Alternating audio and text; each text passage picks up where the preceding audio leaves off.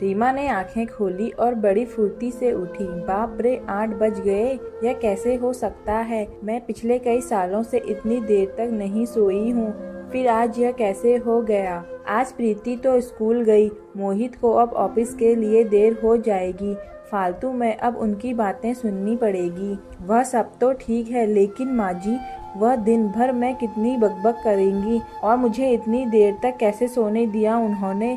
अब तक तो उन्होंने घर सिर पर चढ़ा लिया होगा। क्या हुआ होगा? रीमा जल्दी से उठने लगी। मोहित खुश चेहरे के साथ आया, वह भी तैयार होकर। Good morning Reema. रीमा, क्यों उठी तुम? सो जाओ ना आराम से, मैं आज लंच कर लूँगा ऑफिस में। सच कहूँ तो मुझे जाने की इच्छा नहीं है, लेकिन बहुत महत्वपूर्ण मीटिंग है ना, मुझे इसलिए जाना ही पड़ेगा। पर मैं जल्दी आ जाऊँगा, शाम को बाहर घूमने जाएंगे। बाय। रीमा को बिना कुछ कहे मोहित ने उसे गले से लगा लिया और उसके माथे को चूम कर चला गया। रीमा झट से बाहर आई। किचन से कोई भी आवाज नहीं आ रही थी और वह जब बाहर आई तो पापा जी की थाली में इडली वड़े दिखाई दे रहे थे। सांभर से बहुत अच्छी महक आ रही थी, लेकिन वह पैकेट से सांभर नहीं निकाल पाए। यह लोग कंटेनर में ठीक से क्यों नहीं दे सकते? अगली बार कंटेनर घर से ही दे देना। और इस घर में मुझे एक भी चम्मच नहीं मिलता। पापा जी बोले। रुकिए जी, आप जरा, मैं निकाल देती हूँ, नहीं तो आप सांभर नीचे फर्श पर गिरा दोगे, मेरा काम बढ़ा दोगे। और आपके सामने ही तो है चम्मच, आपको तो कुछ कैसे नहीं मिलता क्या पता। एक काम करो, आप यह प्लेट लेकर टेबल पर बैठो, मैं देती हूँ सांभर और चटनी निकाल कर। और धीरे बोलो जरा, बहू कभी नहीं सोती इतनी देर तक। आज सोई है तो शांत रहे, नहीं तो आपकी आवाज से उठ जाएगी। बहू जब उठेगी तब दूंगी गर्म करके उसे भी, यह उसका मनपसंद नाश्ता है। रीमा आश्चर्य से यह सब देख रही थी। अरे बहू, उठ गई तुम? क्यों उठी? चलो अच्छा हुआ उठ गई। तुम्हारे पापा जी तुम्हारे मनपसंद का वड़ा सांभर लाए हैं, गर्मा गर्म खा लो, फिर बाद में चाय पियेंगे साथ में। माँ जी ने सुमन को टेबल पर बैठाया। प्रीति कहाँ है, दिखी नहीं? सुमन ने पूछा। अरे बहू, मैं उसे स्कूल बस में बिठा कर आया। गई है वह स्कूल, होशियार हो गई है अब अपनी प्रीति। जल्दी जल्दी करती है सब अपने काम, तकलीफ नहीं देती है वह अब। हाँ, बैग बहुत भारी है, पर उसकी वे लोग यह नहीं समझते कि बच्चे इतना बोझ नहीं डालते हैं। मुझे क्या बोली वह पता है? बोली, दादाजी मैं बिग गर्ल हो गई हूँ अब, और गुड गर्ल भी। अब मैं आ जाऊंगी अकेली घर, आप मत आइए मुझे लेने के लिए। दादाजी पोती की प्रशंसा में मग्न थे। हाँ हाँ, मेरी बेटी समझदार हो गई है, सिर्फ दूध पीने को नाटक करती है, लगातार बड़बड़ करती रहती है, बस खाना ही ठीक से नहीं खाती। अन्नपूर्णा उसके पेट में है, इतनी ऊर्जा कहाँ से आती है क्या पता।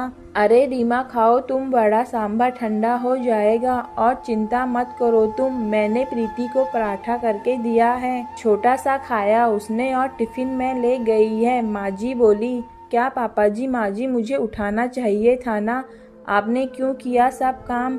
जाने दो, खाने में क्या बनाओ? रीमा ने अपराध बोध से कहा। रीमा तुम कुछ मत करो, तुम्हारी बीसी है ना, आज तो मस्त मौज करो। हमारे पड़ोसी में वह चंदा आती है ना खाना बनाने के लिए, उसे बोला है मैंने आज से रोटी बनाने के लिए, बाकी काम मैं कर लूंगी। तुम कितना काम करोगी अकेली? तुम्हारी क्लास, प्रीति का होमवर्क, बाहर के काम में मोहित भी कुछ काम करके मदद नहीं करता, तुम्हें सबके पीछे पीछे दौड़ना पड़ता है।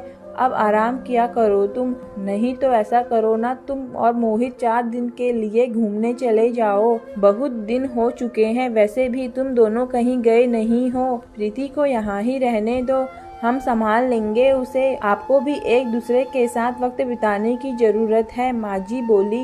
नाश्ते के बाद माँ जी ने चाय बनाई और तीनों ने बातें की और चाय पी। रीमा का दिन अच्छा गया, बीसी की सहेलियों के साथ मस्ती की।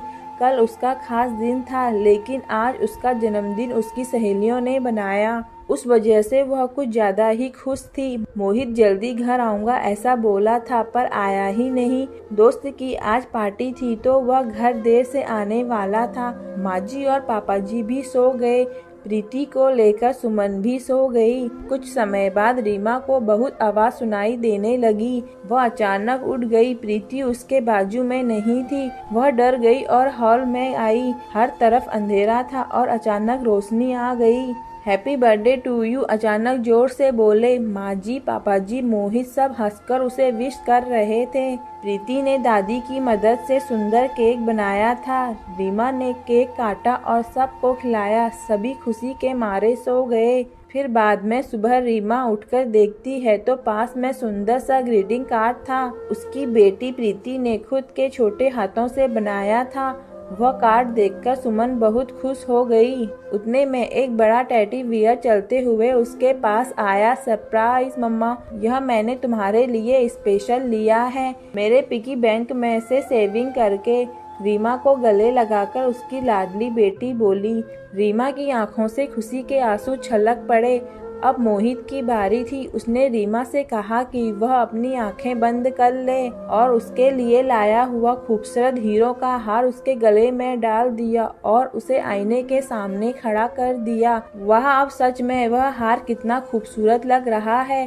सुंदर लग रही हो मेरी रानी, लगता है जैसे यह तुम्हारे लिए ही बना है। मोहित ने खुशी से रीमा को गले लगा लिया।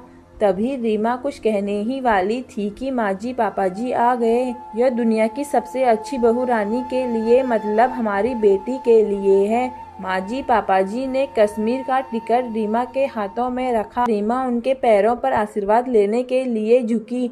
माँ जी ने उसे गले लगा लिया। पापा जी ने सर पर हाथ रखकर आशीर्वाद दिया। यह क्या माँ जी, पापा जी, इतना बड़ा सरप्राइज? वास्तव में इसकी कोई जरूरत ही नहीं थी और हम दोनों ही क्यों जाएं?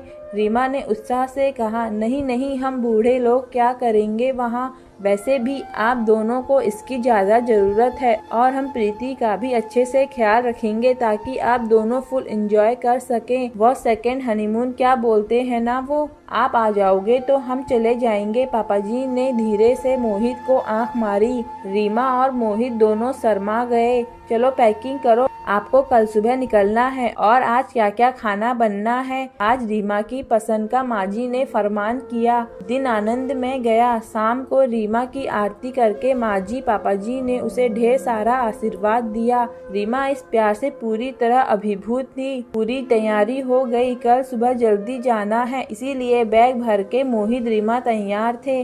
कश्मीर के सपने देखकर रीमा को कब नींद आ गई वह उसे समझ ही नहीं आया। दोनों कश्मीर पहुंच गए जैसे स्वर्ग ही हो। कितना खूबसूरत था सब कुछ। मोहित रीमा सब भूलकर एक दूसरे में खो गए थे। ये हंसी वादियाँ, ये खुला आसमां। मोहित गाना गा रहा था और रीमा जैसे नई नवेली दुल्हन की तरह शर्मा रही थी। एक दूसरे के ऊपर बर्फ के गोले फेंककर छोटे बच्चों जैसे दोनों मस्ती कर रहे थे। दोनों आज आइस स्केटिंग के लिए आए थे। बर्फ में ठीक से खड़े होने में असमर्थ सुमन ने दूसरे को ठीक करने के दौरान अपना संतुलन खो बैठी और वह जोर से गिर गई।